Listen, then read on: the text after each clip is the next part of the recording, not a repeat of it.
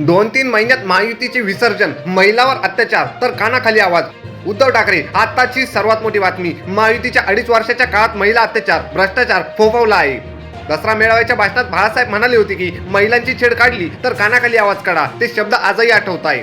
गणेशोत्सवात सामाजिक बांधिलकी, महिला सुरक्षा याबाबत जनजागृती मोहीम राबवा. आपल्याला पुढील 2-3 महिन्यात महाराष्ट्र महायुतीचे विसर्जन करायचे आहे. एका एल्गार शिवसेना पक्षप्रमुख उद्धव ठाकरे यांनी केला. श्री गणेशोत्सव समन्वय समितीच्या कार्यकर्त्यांना रंगशारदा येथे मार्गदर्शन करताना ते बोलत होते. दरम्यान उद्या पंतप्रधान नरेंद्र मोदी पालघरमध्ये येणार आहेत. ते बदलापूरच्या घटनेवर बोलतात की बंगालच्या घटनेवर, असा टोला उद्धव ठाकरे यांनी मोदींना लगावला. भाजपने इंग्रजांची वृत्ती स्वीकारली आहे. समाजात आग लावण्याचे काम हे करत आहेत. घराघरात माता भगिनी आहेत. महिला कामावर जात असताना तिच्या सुरक्षेची जबाबदारी आपली हे समजून घ्या. बहिणी सुरक्षित तर घर सुरक्षित. मात्र महायुती सरकारला काही घेणं देणं नाही. त्यामुळे आपण गणपती बाप्पाची वाट बघत असून बाप्पा यांनी हे बुद्धी दे, असा टोमणा उद्धव ठाकरे यांनी भाजपला लगावला. 2.5 वर्षात जनतेचे खूप सहन केले. आता गणेशोत्सवात महायुतीचे विसर्जन करायचे हेच ध्यानी ठेवा, असे आवाहन त्यांनी केले. कोरोनामुळे गेले काही वर्षात आपल्याला भेटता आले नाही, त्यामुळे आपल्यात अंतर पडले असे नाही. गणेशोत्सव हा सामाजिक बांधिलकी जपणारा सण आहे. त्यामुळे गणेशोत्सवात सामाजिक बांधिलकी जपत महिला सुरक्षा यावर जनजागृती मोहीम राबवली पाहिजे.